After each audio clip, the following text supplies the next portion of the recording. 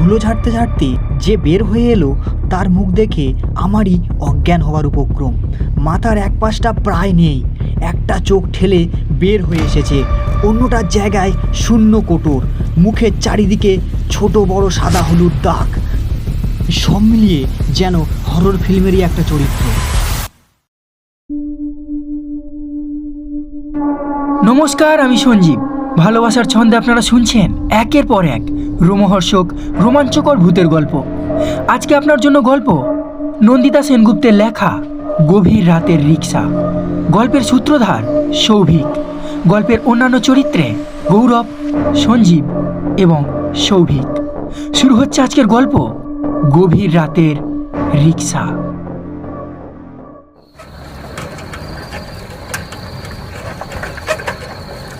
তুমুল ঝড় বৃষ্টির পরে পাথর বাঁধানো রাস্তার উপর দিয়ে হাঁটতে হাঁটতে এগোচ্ছি। আচমকা পেছন থেকে আসা শব্দটা আমাকে ভয় পাইয়ে দিল। সঙ্গে এতগুলো টাকা, টানা 5 কিলোমিটার হেঁটে যেতে হবে।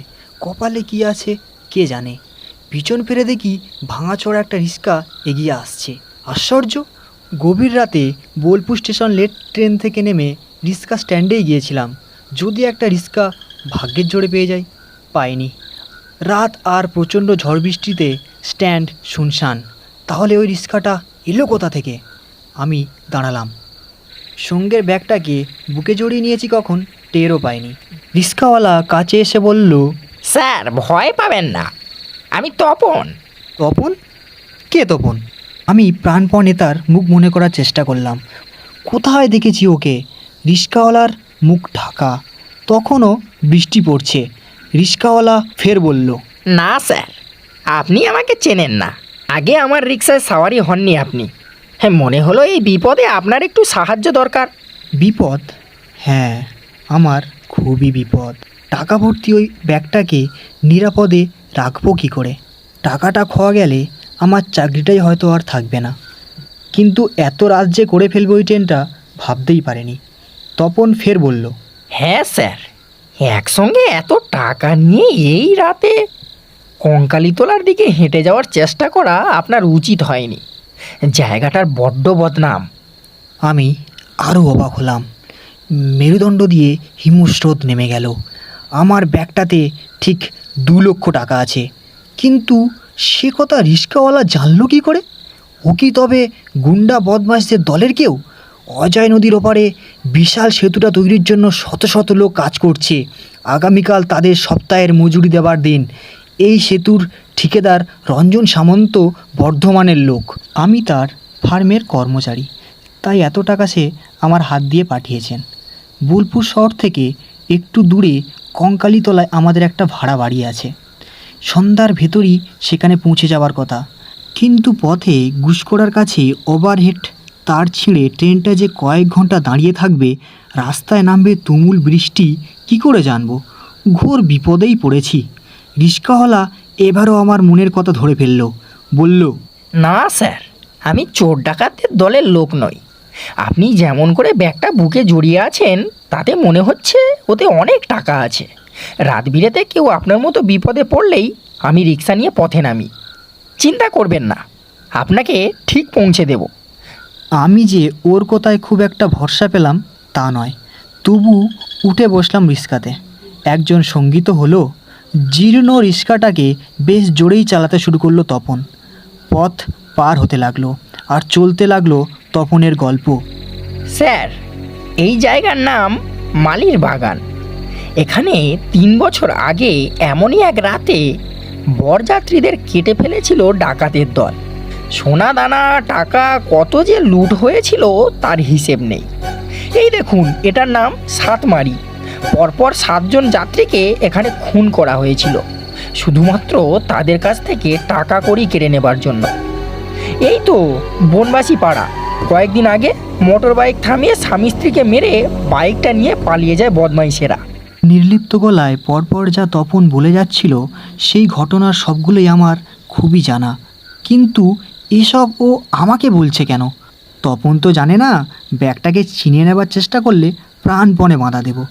হয়তো প্রাণ যাবে, কিন্তু আমাকে না মেরে ওটা নেওয়া যাবে না। মালিকের বিশ্বাসের দাম দিতে হবে যে। তপন আবার আমার মুখের দিকে মুখ ফেরালো, বলল, আপনি এখনও আমাকে অবিশ্বাস করছেন? আমি বললাম না আমি চোর ডাকাত নই। এই গল্পগুলো আপনাকে বলছি যাতে আপনি সাবধান হয়ে যান। যদি সত্যিই কেউ আমাদের রাস্তা আটকে দাঁড়ায়, তাহলে আপনি রিক্সা থেকে নেমে পিছন দিকে দৌড়তে শুরু করবেন। ওদের আমি সামলে নেব। আমি তপনকে ধমকে উঠলাম, কি করে তুমি ওদের আটকাবে শুনি? ওদের সঙ্গে ছোড়া, তলোয়ার, বন্দুক পর্যন্ত থাকে, তোমার কাছে কি আছে? তপন এক চোট খিক খিক করে হাসলো, বলল,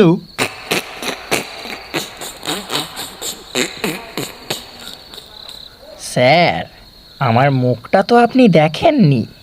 আমার মুখ দেখলেই ওদের হয়ে যাবে। ছোড়া বন্দুক ফেলে পালাতে পথ পাবে না। আমি বিরক্ত হয়ে চুপ করে গেলাম। আচ্ছা, পাগলের পাল্লায় পড়েছি। মানে বাসায় ঢুকতে পারলে হয়, কিন্তু রাস্তার ওপরে ওরা কারা? ওদের হাতে যে ধারালো অস্ত্র আছে তা বিদ্যুতের ঝলকে বেশ বুঝতে পারছি। ওরাই তাহলে আমার এই ব্যাগটা কেড়ে নেবে? আমাকেও বাঁচিয়ে রাখবে কি না জানি না। ভয়ে হাত পা ঠকঠক করছে বুঝতে পারছি। তার উপর ওরা রাস্তাটা জুড়ে ফেলে রেখেছে ইয়া বড় একটা গাছের গুঁড়ি। রিস্কা কোনো ক্রমেই সেটাকে পার করে যেতে পারবে না। আজই কি তবে শেষ দিন? তপন রিস্কাটাকে থামিয়ে দিল, বলল, স্যার, মশাইরা এসে গিয়েছেন। আপনি এক্ষুনি নেমে যান। আমি এগিয়ে যাচ্ছি, ওদের সামলে নেব। আমি কাঁপা কাঁপা গলায় বললাম, কি করে অতজনকে সামলাবে তুমি? তার চেয়ে রিস্কাটাকে ঘুরিয়ে নাও, বরং স্টেশনেই ফিরে যাই, তাহলে হয়তো বেঁচে যাব। তপন বলল, রিক্সা ঘুরিয়েও বাঁচা যাবে না। ওরা মাঠে মাঠে দৌড়ে আমাদের ধরে ফেলবে। আপনি আমার উপর ভরসা রেখে দেখুন না, আমি সব সামলে নেব। আমি রিক্সা থেকে নামলাম। প্রচণ্ড হাত পা কাঁপছে, তবুও পিছনে হাঁটা দিলাম। মাঝে মাঝে পিছনে ফিরে দেখতে লাগলাম তপন কি করে। তপন শটান রিস্কাটা নিয়ে সেই গাছের গুঁড়িটার সামনে দাঁড়ালো, চিৎকার করে বলল, কে রে? রাতের আঁধারে মানুষের সর্বনাশ করতে এসেছিস? একজন সর্দার গোছের লোক হাতে বিশাল একটা তলোয়ার নিয়ে এগিয়ে এসে বলল, রিক্সা চালাস বলে কি মাথা কিনে ফেলেছিস? তুই এসব জানার কে রে? কোথায় রেখে এলি সাওয়ারিটাকে? এক্ষুনি না বললে তোরই মাথাটা কেটে রেখে যাব। তপন বলল, আমাকে কতবার মারবি তোরা? আমি বেলতলা সেই তপন। এই বলে তপন তার মুখটা দেখালো, বলল, আমার এমন দশা তোরাই করেছিলি। আজ তোদের সবকটাকে সঙ্গে নিয়ে ফিরে যাব নরকের অন্ধকারে। বদমাশগুলোর সংখ্যায় 10-12 জন হবে। তপনের মুখ থেকে ওরা যেন আঁতকে উঠল, ভয় পাওয়া গলায় চিৎকার করতে লাগলো। আছাড়ি পিছাড়ি করে তারা পালাতে লাগলো। ওদের প্রাণপণে পালিয়ে যাওয়া দেখে তপন হাত তুলে আমাকে ডাকলো, বলল, স্যার, চলে আসুন, আর কোনো ভয় নেই। আমি প্রায় দৌড়ে ওর রিক্সার কাছে পৌঁছে যেতে তপন বলল, স্যার, একটু কষ্ট করে হাত লাগান, এই গাছের গুঁড়িটাকে সরিয়ে ফেলি। আর একটু এইদিকে ধরুন স্যার। দুজনে কোনো মতে ঠেলে ঠেলে গুলিটাকে সরালাম। তপন বলল, এবার আর দেরি হবে না, আপনাকে বাড়ি পৌঁছে দেব। এক সময় পৌঁছালাম গন্তব্যস্থলে। রিক্সাটা তপন দাঁড় করালো বাড়ির কিছুটা দূরের গাছতলায়। প্রচণ্ড কাদা ওই গাছতলাটায়। কাদার জন্য আমরা ওখানে বস্তা বস্তা চুন ফেলেছিলাম, তাও কাদা মরেনি। কাদার মধ্যেই নেমে ভাড়া মেটাতে গিয়ে দেখি খুচরো টাকা নেই। বললাম, একটু দাঁড়াও ভাই, টাকাটা নিয়ে আসছি। বাসায় ঢুকে আমাদের কেয়ারটেকার ভজহরিবাবুর কাছ থেকে টাকা নিয়ে ফিরে এলাম গাছতলায়। কিন্তু কোথায় তপন, কোথায় বা ওর রিক্সা? ফাঁকা গাছতলায় ওর নাম ধরে ডেকে ডেকে শেষে ফিরে এলাম ভেতরে। ভজহরিবাবু দেখি আমার গলা শুনে দরজায় এসে দাঁড়িয়েছেন। বললাম, পাগলের পাল্লায় পড়েছিলাম মশাই, রিক্সা করে নিয়ে এলো আর ভাড়া না নিয়েই চলে গেল। ভজহরিবাবু বললেন, আপনি তপনের রিক্সায় চড়েছিলেন নাকি? আমি বললাম, হ্যাঁ, ওর নাম তো তপনই বলল। শিউড়ে উঠে ভজহরিবাবু চলে যাচ্ছিলেন। আমি গিয়ে ধরলাম, কি হলো মশাই, তপনকে চেনেন মনে হচ্ছে? উনি আমার দিকে অদ্ভুত দৃষ্টিতে তাকিয়ে বললেন, তপন বিপদে পড়া মানুষদের সাহায্য করতেই ঝড় জলের রাতে বের হয়।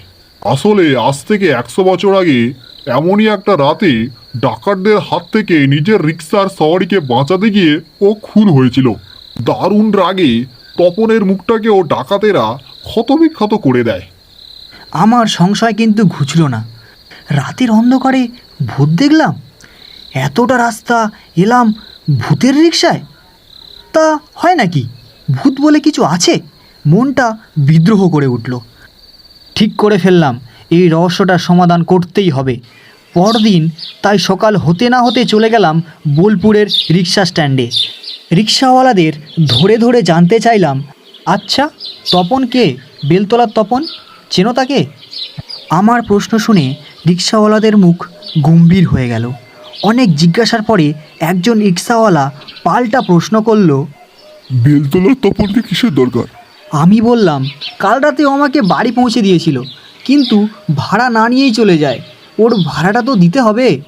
রিক্সাওয়ালা আমাকে নিয়ে অলিগলি পার করতে করতে বলল, তপন সত্যি 1 বছর আগে খুন হয়েছিল। ওকে আপনি কোথায় পাবেন? ওর বাড়িতে আপনাকে নিয়ে যাচ্ছি। ওর বাবা খুব বুড়ো, তাকেই বরং ভাড়াটা দিয়ে দিন। হাঁটতে হাঁটতে রিক্সাওয়ালা একটা বেলগাছতলায় থমকে দাঁড়ালো, বলল, দূরের হলুদ রঙের বাড়িটা দেখা যাচ্ছে, ওটাই তপনের বাড়ি। আপনি এগিয়ে যান, আমি তাহলে আসি। বাড়িটাতে ঢুকে দেখি কেউ কোথাও নেই, শুনশান। বাড়ির উঠোনে দাঁড়িয়ে আছে একটা রিক্সা। হ্যাঁ, তপনের রিক্সা। এই তো 3টে চাকায় লেগে রয়েছে চুনের দাগ। কাল রাতে গাছতলায় চুনের মধ্যেই তো দাঁড়িয়েছিল রিক্সাটা। রিক্সা সিটের উপরে 10 টাকার 2টো নোট রাখতেই মনে হলো কে যেন একটা ঘরের জানলা থেকে সরে গেল। কে? আমি সেই ঘরটার মধ্যে ঢুকলাম। ঘরের অন্ধকারটা চোখ সওয়া হতেই দেখলাম বস্তার আড়ালে কেউ নিজেকে মিশিয়ে দেবার চেষ্টা করছে। আমার আত্মবিশ্বাস ততক্ষণে ফিরে এসেছে। আমি গলাটা গম্ভীর করে বললাম, তপন বের হয়ে এসো। তুমি ভূত নও, জলজ্যান্ত মানুষ, তা আমি রাতেই ধরে ফেলেছিলাম। ধুলো ঝাড়তে ঝাড়তে যে বের হয়ে এলো তার মুখ দেখে আমারই অজ্ঞান হওয়ার উপক্রম। মাথার এক পাশটা প্রায় নেই, একটা চোখ ঠেলে বের হয়ে এসেছে, অন্যটার জায়গায় শূন্য কোটর, মুখের চারিদিকে ছোট বড় সাদা হলুদ দাগ। সব মিলিয়ে যেন হরর ফিল্মেরই একটা চরিত্র। তার ঠোঁটে লেগে থাকা হাসি দেখে ভরসা পেলাম। তপন বলল, স্যার, সবাই জানে ডাকাতেরা আমাকে খুন করেছে। আমাকে ওরা যা করেছে তার চেয়ে মরে যাওয়াই ভালো। এই চেহারা নিয়ে দিনে বের হতে পারি না, রাতে বের হই। ঝড় বাদলের রাতে আমি বিপদে পড়া মানুষকে বাঁচাতে চেষ্টা করি। এই রহস্যটা আপনি ফাঁস করে দিলে আর কাউকে বাঁচাতে পারবো না স্যার।